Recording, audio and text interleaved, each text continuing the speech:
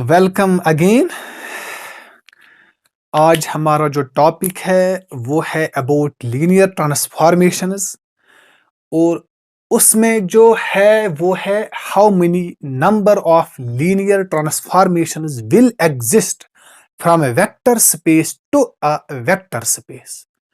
It means this is very important topic as per कि कितने transformations आपको मिलेंगे from a vector space to a vector space. ठीक है, तो हम देखते हैं कि इसके हवाले से हमारे पास जो मैंने कहा था कि एक इंपॉर्टेंट थ्योरम है, ये इस कॉन्सेप्ट को यहां पर क्लियर करेगा। ठीक है, आपके पास एक थ्योरम है, देखिए थ्योरम क्या है। मैं इसका प्रूफ नहीं दूंगा, मैं सिर्फ थ्योरम को समझाऊंगा और उसके बाद इसके रिलेटेड जो एग्जाम्पल्स है, जो कॉम्पिटिटिव एग्जाम्स में क्वेश्चंस आते हैं, उनको मैं यहां पर आपको दिखाऊंगा। ठीक है, सपोज आपके पास दो वेक्टर स्पेसेस है। Suppose let we and u be two vector spaces. ठीक है, आप तो जानते हैं कि अगर ये वेक्टर स्पेस है, इसकी तो कुछ ना कुछ बेसिस होगी। अगर आपको बेसिस के रिलेटेड वीडियोस देखने हैं या लेक्चर्स देखने हैं, तो आपको जो मेरा प्ले लिस्ट है उसमें जाइए, उसमें लीनियर अलजेब्रा का पूरा टॉपिक है, पूरा प्ले लिस्ट है, उसको आप वहां पर सर्च कीजिए, वहां पर बेसिस के रिलेटेड पूरा कॉन्सेप्ट आपको मिलेगा। ठीक है, तो इसकी बेसिस होगी कुछ ना कुछ। सपोज इसकी जो बेसिस है, late v1 v2 so on up to vn be the basis of v।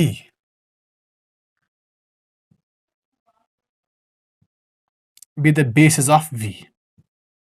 ठीक है, एंड सपोज मैं इसमें से यहां से कुछ वेक्टर्स लूंगा। Suppose let and u1 u2 so on up to un be vectors in u, because u is a vector space, then there exists a unique linear mapping। एक ही होगी यूनिक लीनियर ट्रांसफॉर्मेशन। कौन सी transformation? Suppose मैं उसको नाम रखूंगा f from v to u। लेकिन अब mapping कैसे डिफाइन होगी? सच दैट जो पहला बेसिस एलिमेंट होगा वो यहां के वेक्टर से मैप होगा, f of v2 equal to u2 so on up to f of vn equal to un। This is the whole concept about number of linear transformations। Simple। अगर आपको दो vector spaces दिए गए होंगे, अगर आपको यह दिया गया होगा, अगर आपको कुछ मैपिंग्स दी गई होंगी, ठीक है, यू और आपसे क्वेश्चन पूछा जाए नंबर ऑफ लीनियर ट्रांसफॉर्मेशंस, आपको कुछ नहीं करना है। आपको जो मैपिंग्स है ना, सपोज आपको just you have to check these v1 v2 vn।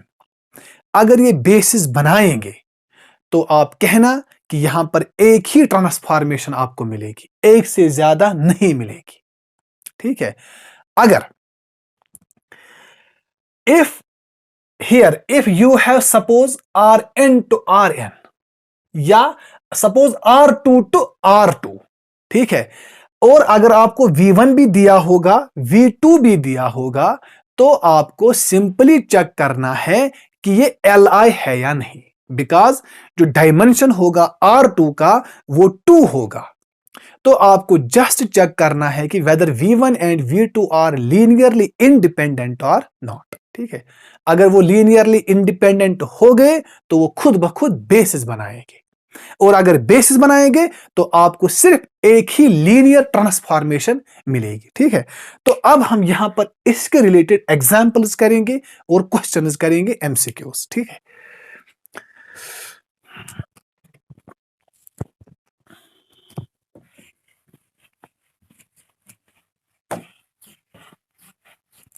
देखिए क्या है question.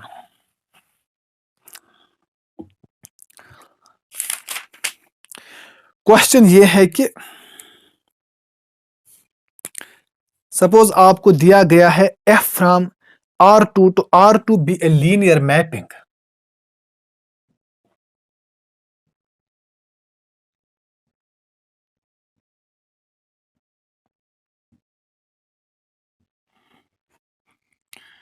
be a linear transformation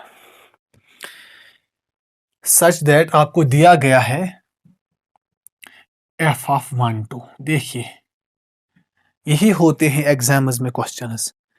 equal to 2 3, 1 2 किस से मैप है? 2 3 से। And f of 0 1 equal to 1 4।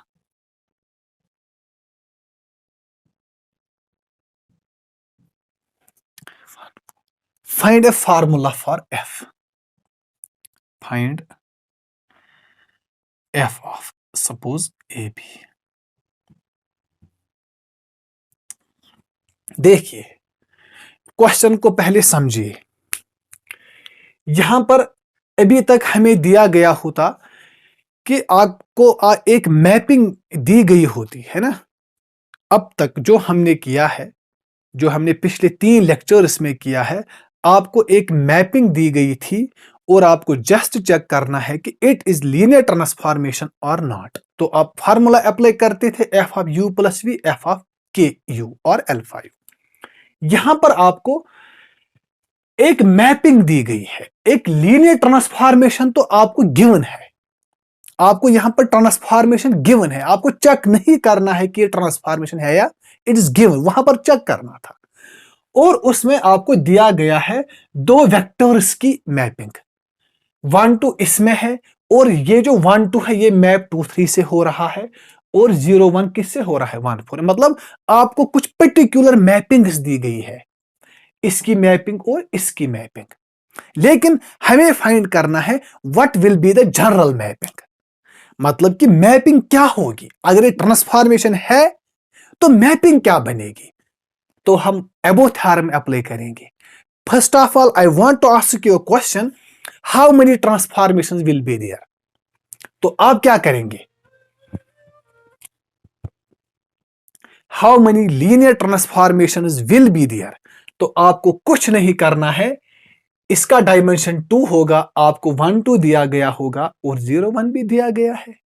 आपको जस्ट चेक करना है क्या ये बेसिस है या नहीं, है ना। तो हमें क्या करना है, हमें इसको और इसको, अगर ये एल आई हो गई, लीनियरली इंडिपेंडेंट है, तो हम कहेंगे yes this is a basis. तो अगर ये बेसिस बनाएंगे तो एक ही ट्रांसफॉर्मेशन होगी, अगर ये बेसिस नहीं बनाएंगे तो कोई ट्रांसफॉर्मेशन नहीं होगी। ठीक है, देखिए तो पहले हम इसको लेंगे, क्या 1 2 और 1 2 और 0 ऐसे हम करते हैं ना, pivot pivot. So these R L I. अगर ऐसे नहीं आ गया तो ऐसे कीजिए, इनको आप डिटर्मिनेंट कीजिए, इसका डिटर्मिनेंट आएगा 1 that's equal to not 0, therefore linearly independent. तो ये बेसिस बनाएंगे, अगर ये बेसिस बनाएंगे देयरफॉर एक ही ट्रांसफॉर्मेशन होगी। सॉल्यूशन क्लियरली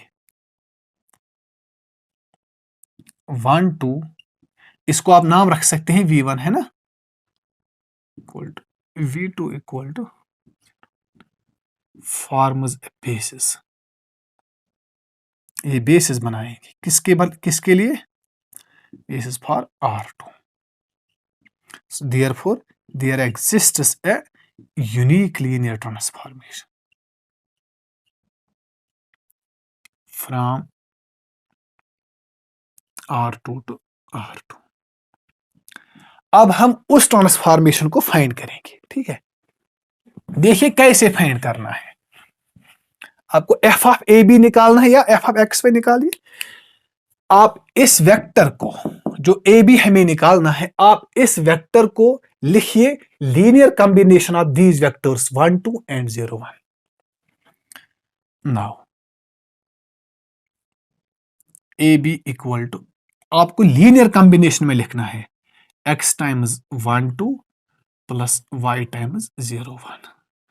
अब आप इस x और y की, दीज आर अननोन्स, अब आप इसकी वैल्यूज फाइंड कीजिए in terms of a and b।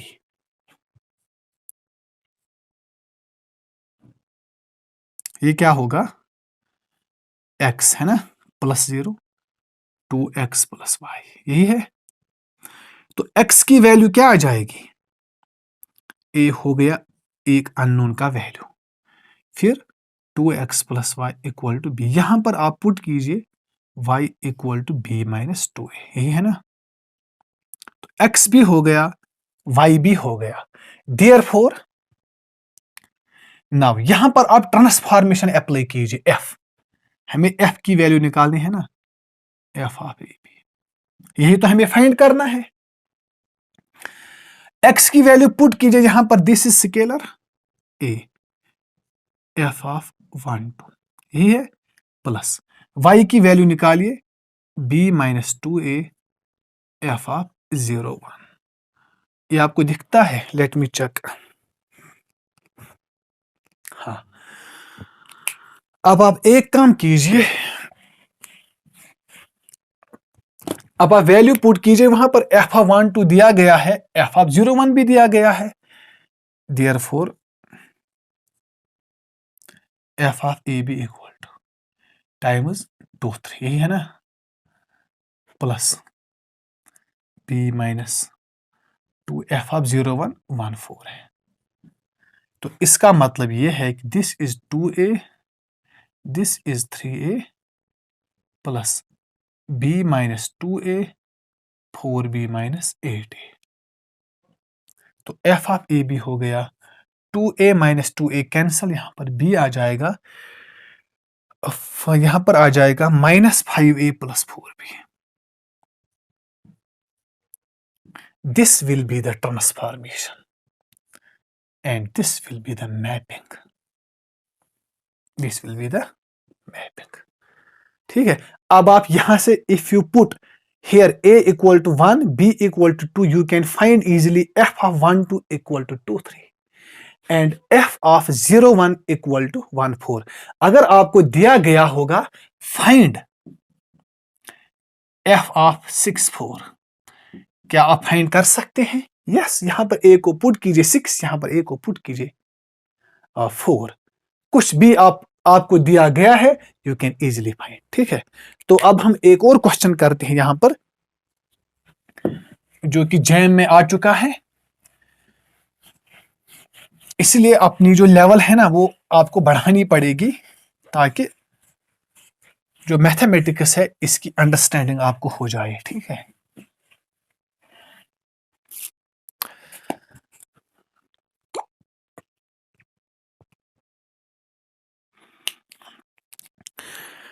देखिए क्वेश्चन क्या है।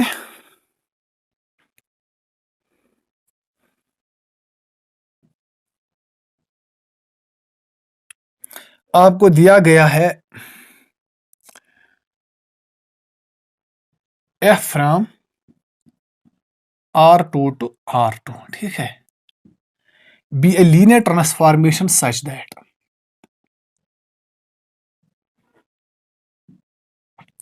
दैट आपको दिया गया है f ऑफ 1 2 2 3, ठीक है, f ऑफ 0 1 = 1 4, ही है। तो आपको फाइंड करना है then t of 5 6 = what will be the value of t of 5 6। तो आप क्या करेंगे, पहले आप इन दोनों वेक्टर्स को चेक कीजिए कि क्या ये लीनियरली इंडिपेंडेंट है या नहीं, because here we are given R2, it mean इसका डायमेंशन 2 ही होगा। तो आप पहले इनको चेक कीजिए, 1 2 0 1, yes. Number of rows in echelon form equal to number of unknowns. Therefore, these are linearly independent. Hence, form a basis. Therefore, there will be only one linear transformation. So, आप क्या करेंगे, आपको value find करना है t of 5 6। तो आप क्या करेंगे, आप इस 5 6 को लिख सकते हैं linear combination of these vectors. Shortcut 5 6 by applying same method as above.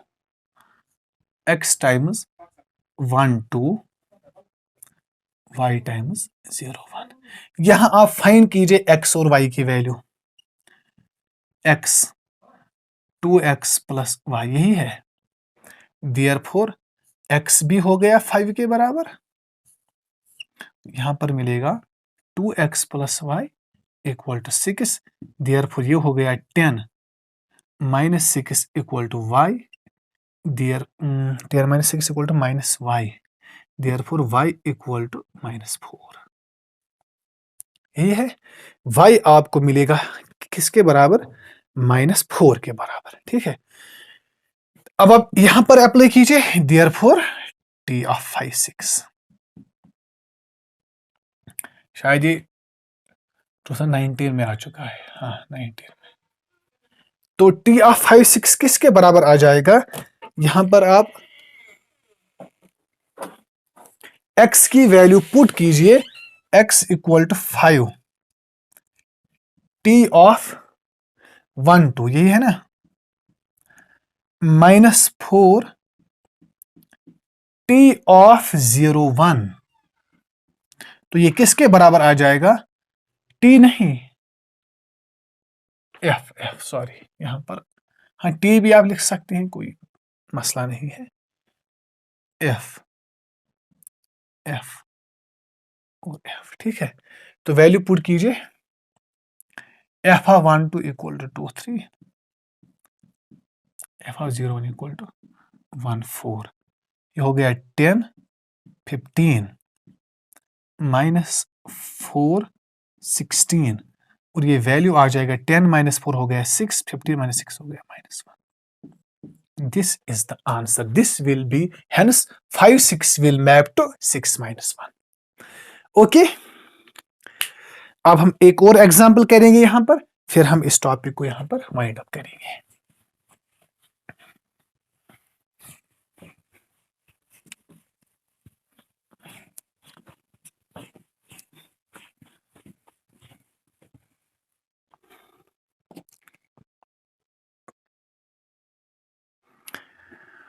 देखिए क्वेश्चन क्या है. अगर आपको एक मैपिंग दी गई है t from r³ to r², ठीक है, such that t of e1 equal to 1 0, t of e2 equal to 1 1, and t of e3 equal to 0 -1.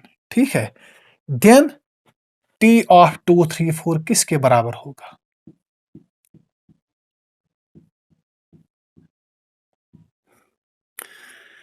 आपको t ऑफ 2 3 एंड 4 निकालना है. ठीक है. तो क्या आ जाएगा सॉल्यूशन? पहले आपको देखिए, here it is r³, here e1 e2 and e3 are given. आप तो जानते हैं these e1 e2 and e3 form a standard basis for r3 because e1 किसके बराबर होता है? 1 0 0 यही है ना. e2 इक्वल टू 0 1 0 0 0 1 यही है. And you know that these form a basis, hence there will be a unique linear transformation. तो आपको इसका वैल्यू फाइंड करना है. तो क्या करेंगे? इसको आप लिख सकते हैं लीनियर कॉम्बिनेशन 2 3 4. आप तो जानते हैं हियर, आपको यहां पर एक चीज याद तो आप रख सकते हैं या नहीं, एक ही बात है. आप x टाइम्स लिख सकते हैं e1 plus y times e2 plus z times e3, और फिर आप x y और z की वैल्यू निकालेंगे, वो आ जाएंगे रेस्पेक्टिवली 2 3 4 के बराबर. सिंपल है, बिकॉज यहां पर स्टैंडर्ड बेसिस है. तो आप इजीली इसको लिख सकते हैं 2 टाइम्स 1 0 0. बहुत आप ऐसे भी कर सकते हैं जो मैं अभी कर रहा था, लेकिन यहां पर स्टैंडर्ड बेसिस है तो आपको ऑटोमेटिकली वैल्यू मिलेगा x की 2 y की 3 z की 4 प्लस 3 टाइम्स 0 1 0 प्लस 4 टाइम्स 0 0 1. ये therefore t of 2 3 4 2 of t times e1 plus 3 of t times e2 plus 4 of t of e3। तो आप वैल्यू दीजिए, e1 किसके बराबर है? 1 0 के, e2 किसके? 1 1, ये होगा 0 -1। तो अब आप यहां पर आंसर निकाल सकते हैं, this is 2, this is 0 plus 3 3 plus 0 minus. तो वैल्यू आ जाएगा 2 + 3 हो गया 5 5, 3 - 4 हो गया -1। तो 5 -1 इसका वैल्यू होगा, हाँ 5 - 1 इसका वैल्यू होगा। This will be the mapping. Okay, I hope कि आपको ये थ्योरम भी समझ में आ गई है और एग्जाम्पल्स भी आपको समझ में आ गई होंगी। ठीक है, तो कल हम एक और रिजल्ट पे आ जाएंगे और कुछ एमसीक्यूज हम कल करेंगे। ठीक है, तो मिलते हैं कल, तब तक अल्लाह हाफिज।